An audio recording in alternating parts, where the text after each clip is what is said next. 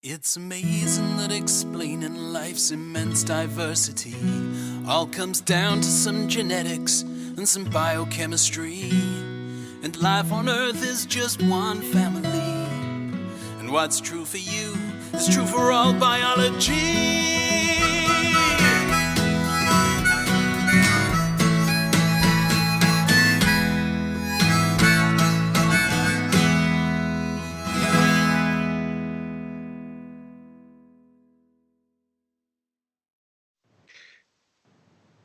Hello, everyone. Welcome to Genetic Shambles. This is I think it's the fourth in the series of these shows, and this is presented by Cosmic Shambles Network, which I do a lot of other stuff with, and the Genetic Society and the Milner Centre for Evolution at the University of Bath.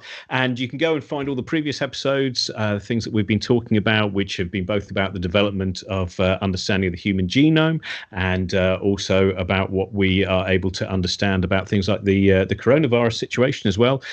From the perspective of genetics. That's all up at cosmicshambles.com/genetic shambles. I almost said /. That's how old I am. I am of a generation where we used to have to say / as well. You can also listen on the Genetics Unzipped podcast, and also mention that we did a conversation, had a really lovely conversation myself and Brian Cox the other day with Andrea, who of course did incredible work on Cosmos with Carl Sagan, and also the Golden Record. She was the person who kind of basically was in charge of putting together the executive of the Golden Record, which continues to go through space, waiting to play Bark to some extraterrestrial or other. And also have a message somebody you might know from the Secretary General of the UN at the time, who unfortunately was later found out to be a Nazi. So looking back, probably not a message we should have really sent across. But no one knew at the time. These errors happen in extraterrestrial attempts at communication. So today we're going to be talking about evolution, and we're going to be talking about how we've got to where we have got to in terms of understanding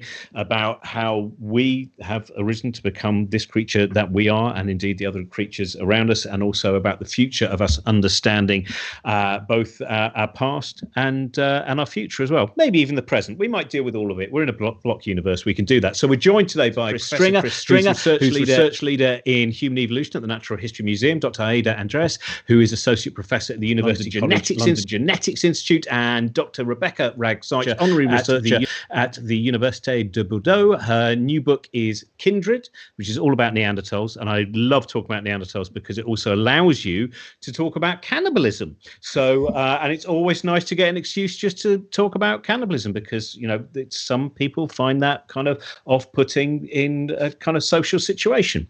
If you have any questions as well that you would like to ask, then you can just pop them under Trent, our producer, our wonderful producer, will be watching out for any live questions that come, and we will try and deal with any of those. So questions, again, as I said, today we are mainly dealing with human evolution, how we've got to where we've got to, and where we're going to go from there. So I'm going to start off with Chris. Chris, let's get some. I'm intrigued about what changed for us. Where with Darwin, we have the real root, it seems to me, in terms of understanding natural selection. There was then a period of time in the early 20th century where he almost went kind of out of evidence-based fashion. How much did our understanding of genetics change the position of evolution by natural selection? Well, yeah, I think it made a big impact on the whole interpretation of human evolution, because, when I was, first beginning in this field as an undergrad, there was a huge debate about how closely related we were to the great apes, which ones were our nearest relatives, and when we split from them. And at that time, the split for some people was 30 million years ago. So we were very distantly related to chimpanzees in particular, and it wasn't even known that they were our closest relatives. So I think certainly in the last 40 or 50 years, just having that DNA data that shows we are very closely related relatively to the chimpanzees, and that divergence maybe was 7 million years ago, which geologically speaking, of course, is very recent. I mean, that is. Do you still find there are people, because of course human exceptionalism means that people can. I was talking with Jane Goodall a few weeks back, and when her work was first in Gombe, when that was first getting published, there were people who did not like finding out that not merely did it appear that we had a reasonably close relationship, but also even in terms of our society, in terms of levels of behaviour. Do you still find that as that evidence has accrued, there are people who have a tremendous resistance to our close relationship with other primates? Yes. There are people who challenge it all the time. They challenge it genetically, they challenge it morphologically, they challenge it behaviourally. And part of the debate that probably will include what we're talking about tonight is to what extent all these earlier kinds of humans were also very like us. So there's been a debate recently about the Neanderthals and how close are they to us. And for some people, they're still quite distantly related. They don't share much of our behaviour. They really are very distinct. And for other people, they're almost like us. So I think even within recent human evolution, there is that debate about how special and exceptional our species is. Well, Rebecca, you've just been writing about this as we mentioned, and from 2005, where I forget which scientist it was, but was basically saying it's going to be very rare if there was any kind of interbreeding between Neanderthals and Homo sapien. Now, this is a very different picture now, 15 years on, isn't it? Yeah, it's quite amazing actually. In barely a decade, really. What we know, what we sort of hypothesize, and what we know we don't know has really transformed. When we first sort of found out, there had been, as Chris said, sort of arguments and debates that were ongoing, that were based actually in the anatomy and in people's expectations of how populations might relate to each other long term. But the big change was having the nuclear DNA. That was what really shifted things. And since that happened, it's just been just like an explosion. It's hard for us to keep up, never mind anybody else. And where we are now is that we can see that there had to have been multiple phases in terms of through time where there was contact between Neanderthals and early Homo sapiens, and also between Neanderthals and other archaic hominins, so Denisovans, and between Denisovans and us. So what kind of seemed like it may have been a world where people were so sparse that they barely sort of interacted, that's looking a lot more complicated. So we see that there is, in genetic terms, intriguing sort of evidence for contact very late and quite early, but the archaeology is really, really difficult to match that up with and sort of work out exactly what mechanisms we're really looking at. So that's the big question, I think, that we've got to move on towards, but it's really hard. Could I ask about, I was lucky enough, I went to Svante Paavo's labs at the Max Planck Institute, and the process, I mean, this to me is for anyone wondering, the idea of how do you manage to get the DNA evidence of a Neanderthal? Could you just give us some sense of what had to be found and what are the difficulties of finding of an extinct species, of managing to get that evidence? I think Aida would be better than that. Genetics is a dark art for me. Because it is, it is such a, to me, when I first saw those labs and I started being told about them, and then all of the, there is obviously endeavour, but there's also luck and there's hope, and there's. Can you tell us this story? I spent in that department, so I've seen this happening. Yes, I think that the thing that has changed incredibly in the last few years is the fact that technologically we are able to extract DNA from these ancient specimens. So the samples have been there for a really long time, and some people like Chris, they know them very well. And what has happened recently is that we now have the means to extract the DNA. So what happens in a lot of these laboratories, not only that one, but many others, is that there's a constant effort into sampling really small samples of these precious remains, and then try as much as you can to get any DNA from them and then treat it like gold, and then just do the best that you can in order to extract the most amount of information. And most of the time, you don't really get a lot of information from them. And sometimes you're extraordinarily lucky and you get one of these amazing genomes that provide really a lot of information that have been really critical in telling us what is the relationship between these populations, and in showing that there has been this introgression, this interbreeding between the different populations, which has allowed us not only to know how much of the genome of some modern humans has a Neanderthal origin, but also which parts of our genome, of the genome of people living today, have come through interbreeding from Neanderthals or other forms of archaic humans like the Denisovans. Can you tell us what, because I think that when I first went to the lab, I might have been reading around it, that I mentioned cannibalism at the beginning, that one of the samples that was meant to be great was it looked like what had happened was in desperation cannibalism, I think it's called, which is, where there is no choice and you have to, I'm sure, many people may have been up against that at times. And by the fact that all of the meat, all of that was scraped off, it meant that the bone was then not open in terms of bacterial predators as much, and so it managed to maintain its integrity. So what is a good sample? What are you hoping for? So I think that Chris will be really good about talking about it. From my point of view, it is what I've seen. It's really difficult to predict which samples are going to provide good DNA. It is almost impossible because it depends on the temperature and the conditions that these samples have been for a really long time. So what you need is a DNA to served, because the DNA breaks down with time. So you have a whole genome with living organisms, and then the moment they die, then it starts degrading because there are enzymes that break them, and then other organisms that eat them. So it starts turning into smaller and smaller pieces. If the pieces are too small, then you cannot make sense of them, so you don't get information. And what you need is samples that have long enough pieces of DNA that you can actually interpret them.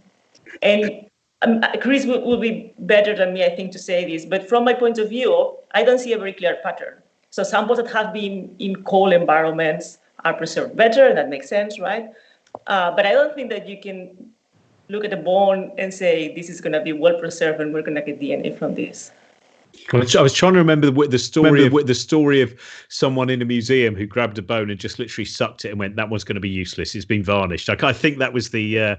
Can we continue with this, by the way, in a way where each time the second question I ask anyone, you then say, I think Chris will be better at that. I think Rebecca will be better at this. I think Aida, because it's working very nicely in terms of this flow that we've created. So, Chris, yes, can you tell us more in terms of, when you might sometimes see a hopeful sample and then go, this is not what we... Well, I think, as I just said, it's very difficult to predict, because even in the same site, there'll be some bones that don't seem to have any DNA and others that have it very well preserved. Even within a single bone, it seems sometimes one end of the bone has good DNA preservation and the other one doesn't. So I think it is very difficult to predict, and certainly cool conditions are certainly a big help. And also, I think, as you've mentioned, Svante Pääbo at one stage really thought that if having the flesh removed off a bone by cannibalism or some other process, as you say, actually improved the preservation. So there's a site in Croatia, Vindia, and that had very good DNA preservation in the Neanderthals, and those Neanderthals had been cannibalized. So it does seem that makes a difference, in some ways often helping the process. But yes, there are certainly age is a factor. The older the bones in general, obviously the less organic preservation, the less DNA. The oldest DNA we have at the moment from a human is about 430,000 years old, from a leg bone from Atapuerca in Spain. But that's really exceptional. Most of the DNA is much younger, but there's a cave that's been mentioned already, Denisova Cave in Siberia, which has been a real treasure trove. So there, really quite cold conditions have led to really quite exceptional preservation, both for Neanderthal and Denisovan DNA. So both these kinds of humans were living there, and then later on modern humans were living there. So just in that single site in Siberia, we've had a fantastic treasure trove of DNA. And there are now methods, a method called zooms, means that you can even get a tiny fragment of bone, which I couldn't even identify as human, and zooms will look at its collagen and protein content and say, that's pretty certainly human. And then you can target it for DNA. So some of the DNA now of a Neanderthal and a Denisovan is coming from fragments that I couldn't even tell that they were human or Denisovan. Well, that's a fascinating. I mean, when the Denisovans, when it was first kind of being talked about, the fact that here is another species, it was a very small amount, wasn't it, that had actually been discovered in terms of trying to. Yes, it was the end of a finger, a tiny part of a little finger bone.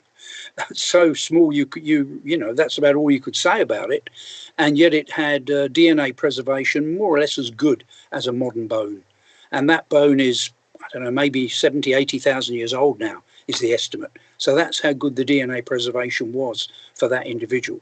And of course, it was a surprise because it was a completely new kind of human, one that we had no idea existed, neither Neanderthal nor modern human, more closely related to Neanderthals, but splitting off from them quite early in time. And that's the amazing thing about, you know, whether modern humans is special or not, but even 70,000 years ago, there were probably at least 5 kinds of humans around on the earth. So we were certainly nothing special, if you like. 70,000 years ago, there were 5 different versions of humanity around on the planet, at least, and maybe more. See, that, Rebecca, to me is, I think when I was growing up, it was obviously a very long time ago, and many things have changed. Brontosauruses went out of fashion, then they're back in, so many different things. But there was, you know, the image that on all the books that I used to love buying was there's Australopithecus standing next to Homo erectus, standing next to Neanderthal, standing next to modern human. That was, and also it was this kind of misleading thing, as if one became the other, this kind of almost a transmogrification. So now, as Chris was saying, I mean, what are we talking about in terms of just, let alone the tree of life, this kind of, you know, the tree of recent hominids? Yeah, that's if you go back to say like 4 million years ago, where we are now, sort of, if you put aside debates over sort of which fossils belong to which groupings and things like this, you're still looking at somewhere between 10 to 15 species now in the last 4 million years, which is really quite astonishing. And that's really transformed our perception of the diversity of different ways of being a hominin, I think. That was kind of hinted at in some of the early Australopithecine species. So that was sort of post 4 million years, bipedal, but still quite small brained, almost a bit chimpy, although they were completely upright. We didn't really know whether they were making stone tools or not, but that now looks like they were. And we could see that there were different forms of Australopithecine. Some of them sort of had much more chunky, massive teeth and probably eating different things. But where we are beyond that now in terms of the different kinds of hominins is quite clear that within Africa alone, there were many different experiments in being a hominin going on. And the other thing as well, I think that's really different is the visual idea of what the hominin family looks like. And this is where genetics is really sort of making us shift our perception, is that it's not a tree with all this simple branching. It's much more like a river where you have streams meeting, things going off. You have an oxbow lake that just doesn't do anything, and then larger sort of channels. And it's much more dynamic, I think, than people even used to guess about. And like, to go back to the Denisovans, actually, what's fascinating about that as an archaeologist is that we know way more about them as a population than we do about them as individuals. We don't really know what they looked like, their whole bodies, because we've got just scraps from Denisova cave. We have a piece from Tibet, a jaw that probably is, if not a Denisovan, a very closely related sort of subpopulation. But we don't really know sort of what their overall physical appearance was. We don't know what their culture was like. Although they are in Denisova cave, it's not entirely clear who was there when and who was making what kind of artifacts. So that is a strange place to be in, and that's the first time we've ever been in that situation where the genetics is revealing far more about a species than the archaeology, and that's a huge challenge. Like, you know, where are the rest of the Denisovans, basically? And so that kind of picture of sort of huge amounts of detail about one species is there, and then the genetics has also been adding to this diversity and more fossils by showing that there were probably deep connections between many of these hominin groups. For example, with Homo naledi, this really unexpected hominin that came from South Africa, it looked quite primitive in some ways. People were expecting it to be like 1 million years plus, turned out to be more like 200,000 years, which is very recent in the broader terms of human evolution. We don't know what relationship that had with other hominins, whether it was around with other hominin groups, whether it actually, you know, was sort of a different species in the same environment. We just don't know. So there's so many questions now because we have actually a huge amount more data than we ever used to have. So, Aida, I just wondered whether, in terms of this might be an absolutely preposterous question, but once we have a genome sequenced, are we able to make some informed conjecture into the culture? Is it possible to say that if this that if we read, here is this huge book that we've read, and it's similar to this huge book that we've read, and it seems to have these particular likely in terms of, I don't know, for instance, the diet that might be possible. Are we able to make any assumptions based around that? That's a very good question. It's a really difficult thing to do. So for starters, the genomes are really powerful, as we're seeing, in order to tell us about the relationships between the populations and how the populations look like. Were they big? Were they small? We can say things about what level of inbreeding that population had, or the parents of this individual, what level of inbreeding they had. And we can start to make some inferences about, as we accumulate genomes, some inferences about maybe which traits were beneficial or which parts of the genome contain variants that were beneficial in that population. But there are two things that are really difficult to do. The first one is to make inferences about the phenotypic trait of this individual. I'm very sorry about that. The phenotypic traits of this individual, so saying what color hair they had or what how tall they were, his body trait is very difficult to make an inference, mostly because we don't understand enough the genome in order to say what each variant in the genome means in terms of traits. And what I would say is, I mean, maybe somebody disagrees with me, but I would say is we can say nothing about the culture, because the culture is not in the genome. So there's sometimes the genome changes in response to the culture, and that has happened in modern humans in some populations. For example, there's selection to allow us to drink milk into adulthood in some populations. And that's a response to a culture where people started drinking milk for one reason or another. But it is extraordinarily difficult to go from the genome to the culture, I think. Chris, I think you wanted to add something. Well, yes, actually, to ask Aida something specific about these so-called organoids that we've heard about, where people take, say, parts of brain cells and grow them, and allegedly they're able to start modeling the difference between a human brain, a chimpanzee brain, and a Neanderthal brain in terms of the way it develops. Do you think this is a good way forward for those kinds of studies? I think for phenotype of individual organs, it definitively. So what we call the molecular phenotype and the organ and the tissue phenotype, I think it is, because with lots of limitations, but you can see one particular genetic variant that Neanderthals have that humans don't have. What does it do at the molecular level, and what does it do to a given tissue? I think that going any farther is difficult because there are more changes. So there have been, for example, really interesting efforts of looking at the genetic differences between humans and, say, Neanderthals, and then make inferences about which traits might be different between modern humans and Neanderthals, and in which direction they go. And this is really very interesting, and it's what you should be trying to do. But one limitation is that you can only look at the effect of each of these individually. And what you have is two genomes that are different in a number of different bases.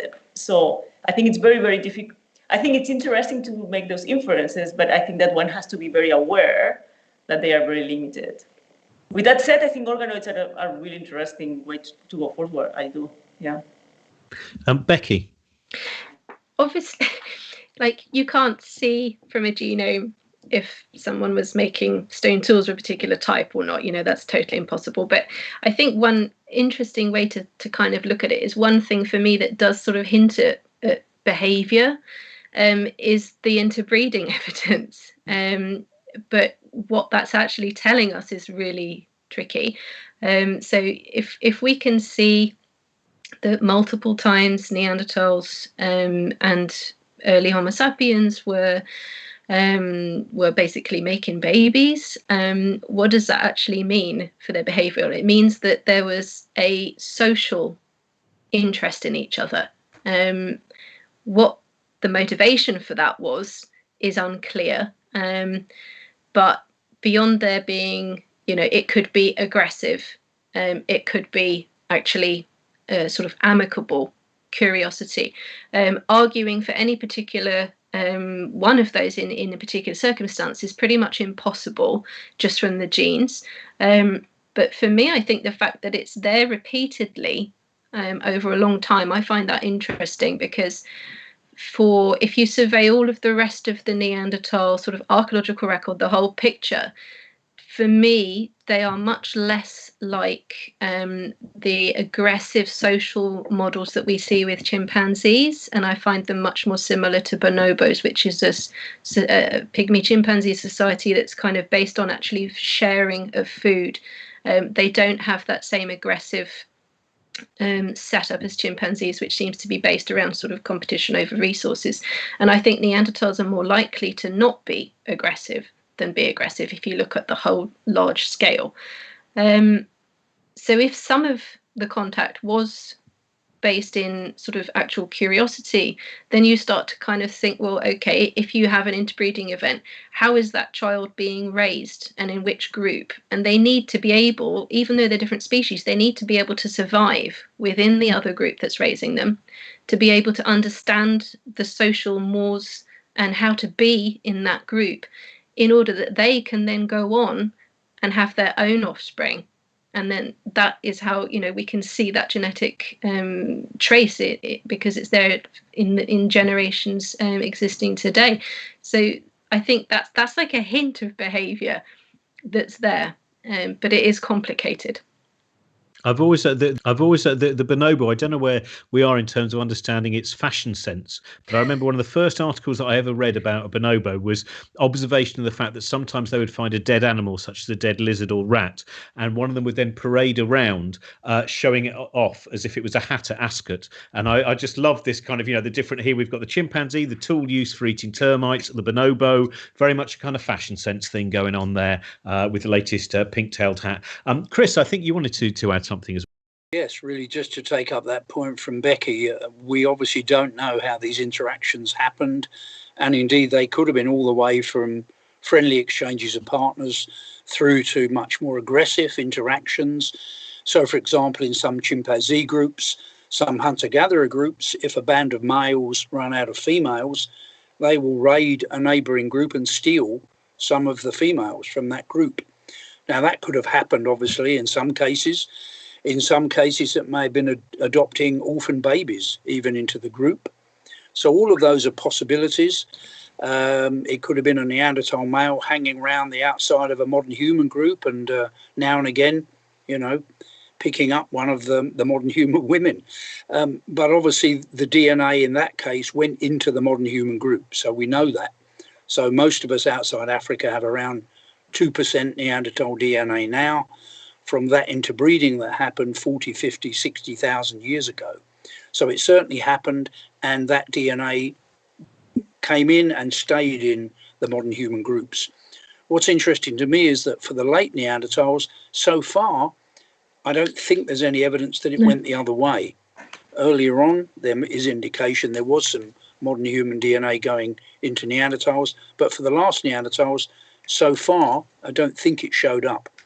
And I think, and maybe Aida can comment on this, I think eventually we might get some insight into the process by looking at the ratio of male and females that were contributing to the population. So by looking maybe at X chromosomes.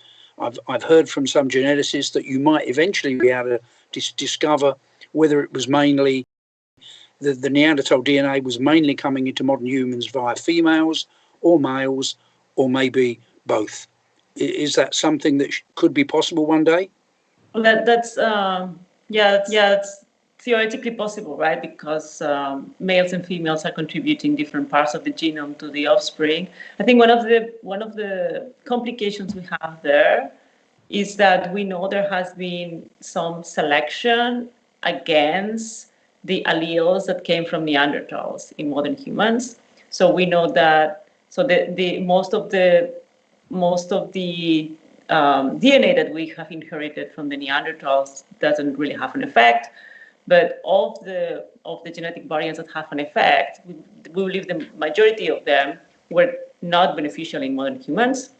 And then natural selection removed them from the population, and then a few of them were beneficial, and they are at very high frequencies today in populations, which is very interesting because it means that interbreeding with these populations allowed populations of modern humans to adapt to those environments, which is I think it's fascinating.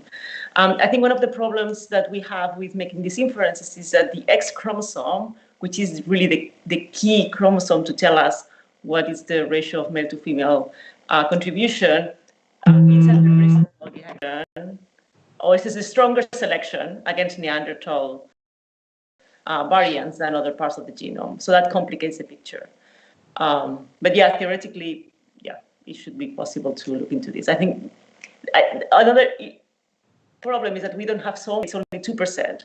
So the differences between chromosomes are not very large. And what I think I agree with one thing that you said, and is that what it's going to be very interesting in the coming years is to see whether as we have more genomes from later Neanderthals, we do see or not any evidence of later introgression. So there is some evidence that there has been later introgression after the original one, but as you say, it's very biased towards modern humans. So it will be interesting to identify, if it has happened, to identify what we call gene flow in the other direction. Individuals that were hybrids and stayed with the Neanderthals and just contributed to that population.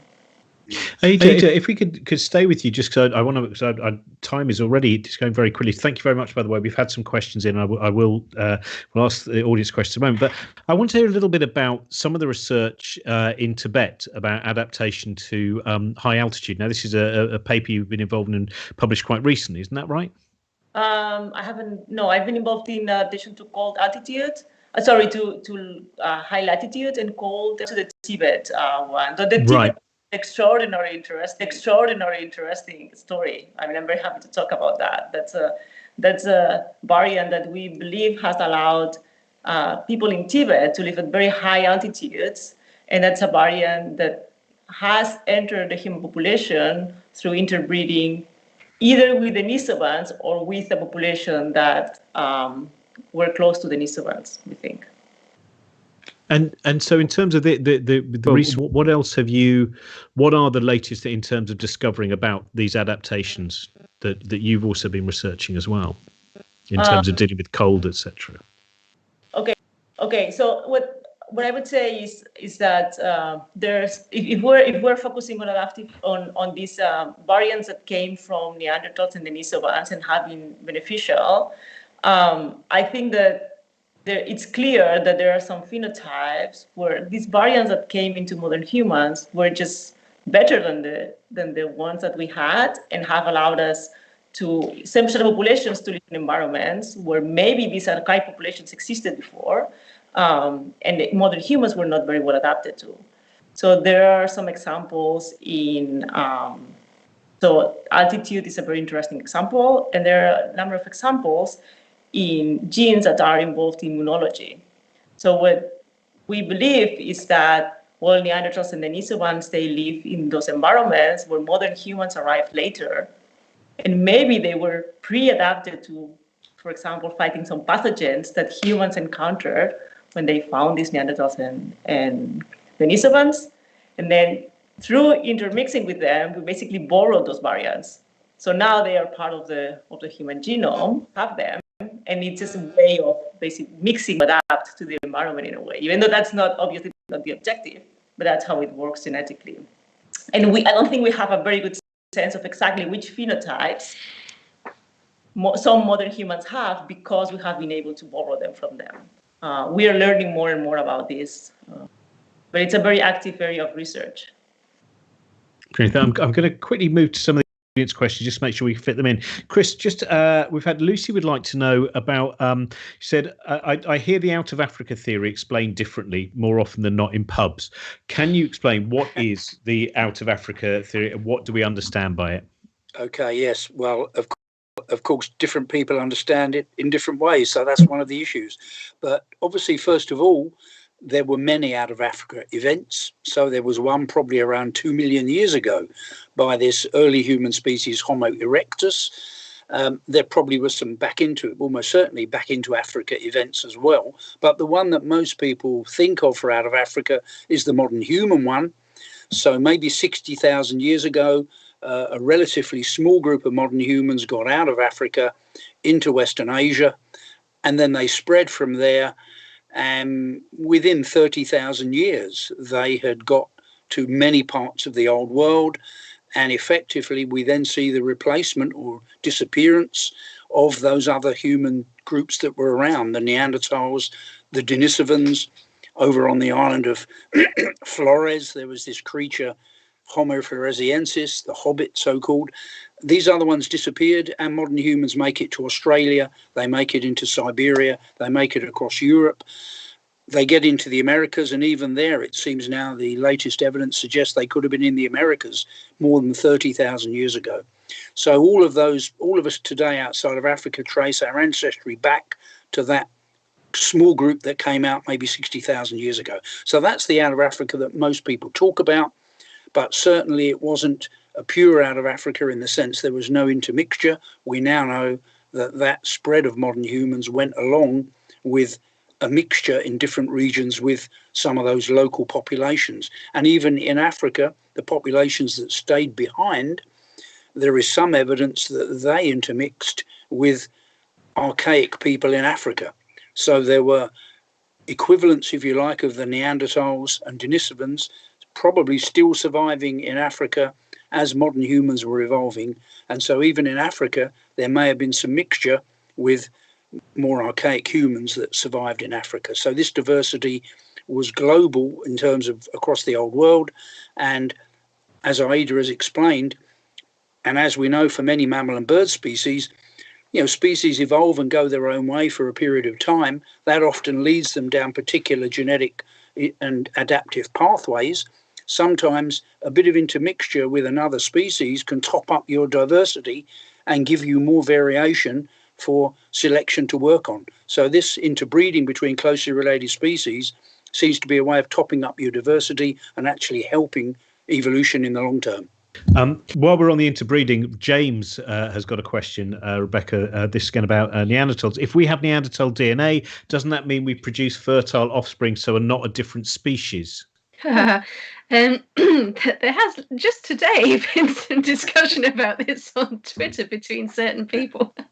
I think there are different definitions in zoology of what species sort of is and where one population ends and another begins, and whether that's a different species or not. So I think clearly some of the offspring from interbreeding were fertile.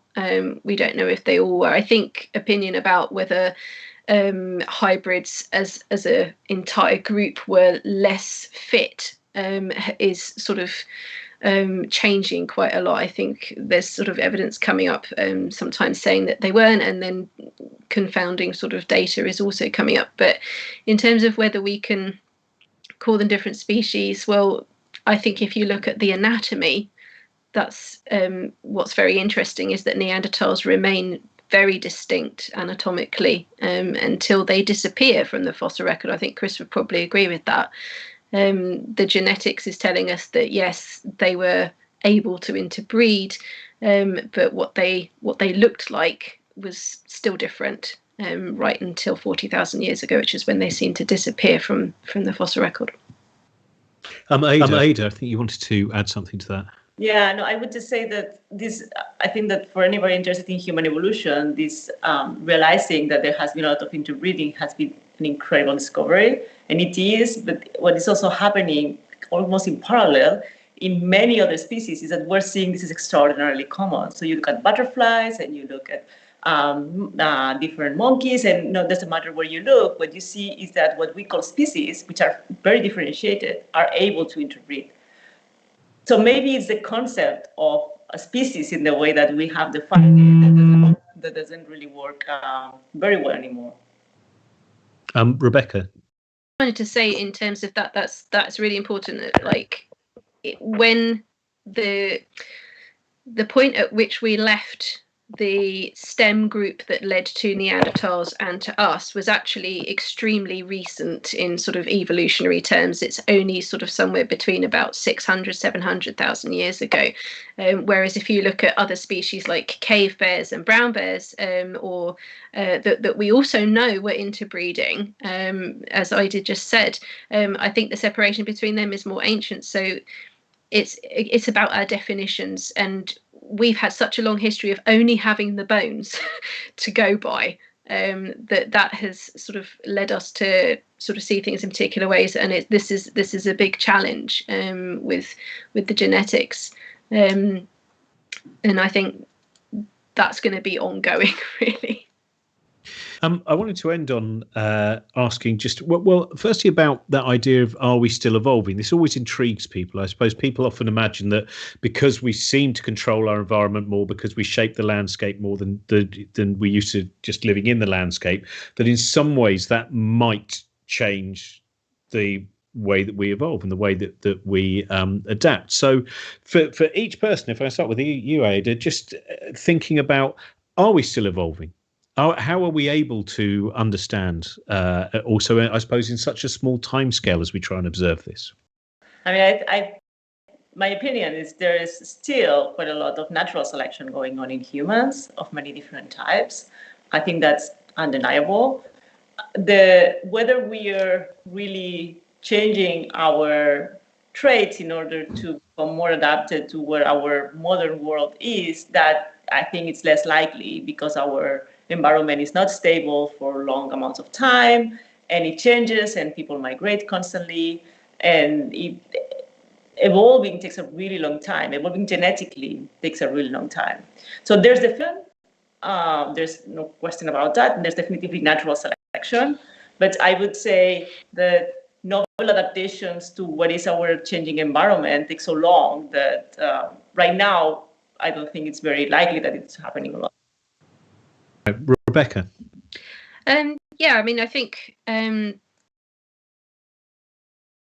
sometimes is that our brains have actually shrunk since the early Homo sapiens days, and we don't seem to be more stupid. So, well, I mean, you can argue that, but in terms of the complexity of sort of material creativity, clearly we're just as capable as we ever have been. But in terms of, yeah, I mean, I think I agree with Aida. It's the difference now is that the interconnectedness of the world is just, unprecedented, and how long that's going to continue for is a question. And I think looking at where we're headed in terms of climate, at the moment, as I understand it, the current projections for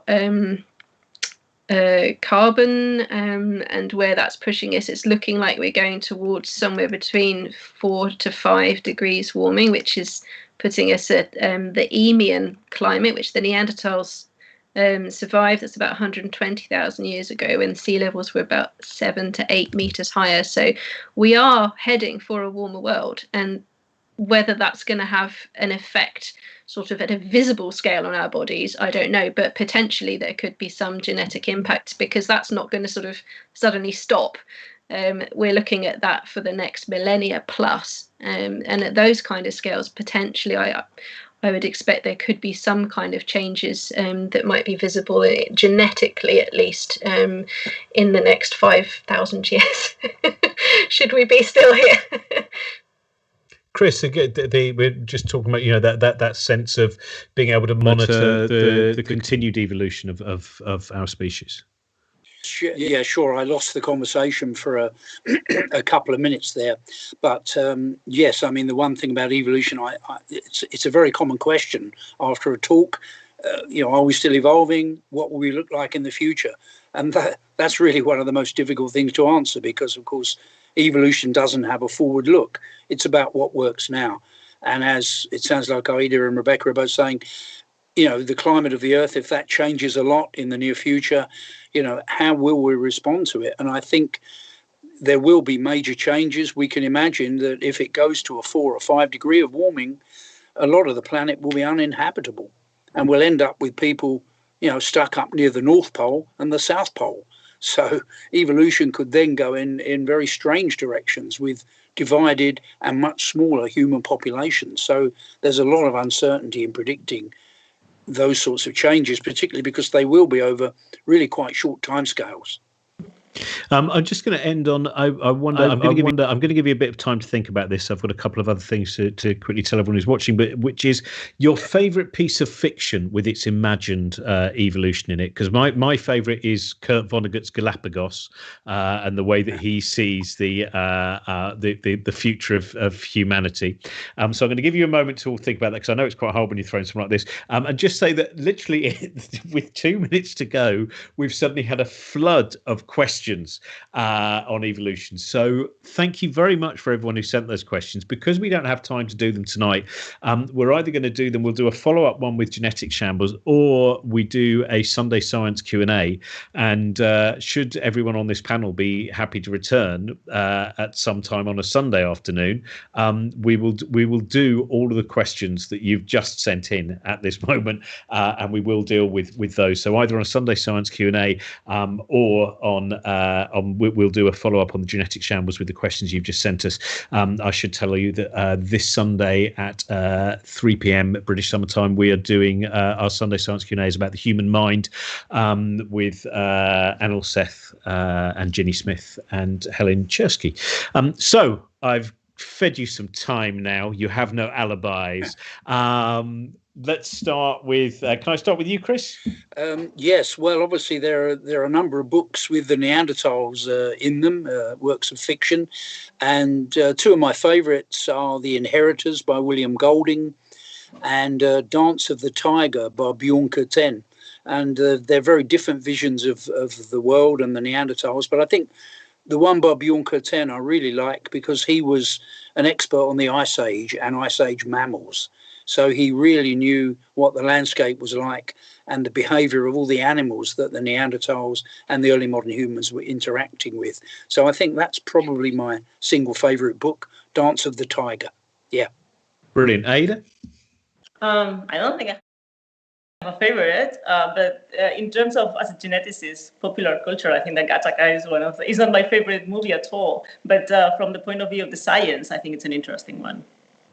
Right. It's an interesting thing, isn't it, where in movies where we have seen a real rise in terms of attempts at scientific accuracy. And I think I've seen a good effect from that. But it's very interesting when the number of times you'll hear the screenwriter say, but then at the last minute, the director went, do you know what? This plot twist better. But it's scientifically inaccurate. Sorry. Every now and again, Hollywood has to win on that particular one. Rebecca, have you got a favourite novel or piece of fiction?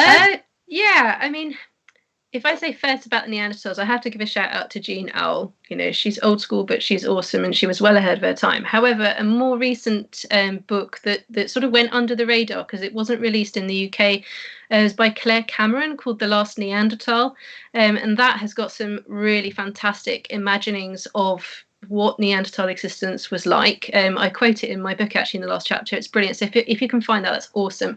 But in terms of sort of where, you know, human evolution might go, I'm a real science fiction sort of fan. I like space set stuff, space opera, and I think that actually, from what we were talking about, is where's humanity going? Space is the setting where we are going to be in drastically different physical settings, which would force us to adapt very quickly if we are in space and having children over sort of centuries. I think that's really interesting, because the stress that bodies are under, the reproduction that could be happening in space, you know, sort of what happens in 0G to embryos and things, that's a really interesting idea. And sort of, you know, do you have like asteroid cultures and sort of subgroups of humans that would be living out in the asteroid belt? What would they look like? That's in loads of novels, and I love that. It's a really great movie whose name I can never remember. It's one of those things. It's just one name. It's like Ariana or Ariadne, and it's about space. Yeah, it's awesome. I love that. So bleak. What's its title? I can never remember what it. I literally found it late one night, and it's Ariadne or Ariana, I think, or something. Yeah, no, yeah, it's an amazing film for an archaeologist. Yeah, it's basically a spaceship which loses its power on a 3-week journey to Mars, and then we just follow it for 10 years as it just drifts like a luxury liner going continually nowhere. It's a very interesting. Can't stop, and they just end up out in another planet somewhere. Yeah, they're all dead. So good. Thank you so much, everyone, for joining us tonight. And yet again, thank you very much, everyone, for sending all those last minute questions, which I promise we will do a follow up with this. So thank you very much, Professor Chris Stringer, Dr. Aida Andres, and Dr. Rebecca Wragg Sykes as well. And I will. I know, Chris, you have you got what's your most recent book? Well, the last one, Our Human Story, with Louise Humphrey, Natural History Museum book. That's great, and I'll mention again because I just felt that Becky as well, because your new book is Kindred. Can I just check, Aida? Is there any book of yours that we need to start plugging yet, or you've not finished it? I only write papers. I cannot write books. You say that now, but you wait. There's so many fascinating things to explore in this area. Thank you very much to our producer, Trent Burton. Thanks very much for joining us with Genetic Shambles. And as I said, part of the Cosmic Shambles Network. Thanks to the Genetics Society and Milner Centre for Evolution at the University of Bath as well. It's between all of us that this has been put together. Have a lovely week. We're going to be back in 2 weeks' time at the same time. And of course, this is also available. It's recorded and can be watched anytime online as well. Thanks very much. Bye-bye.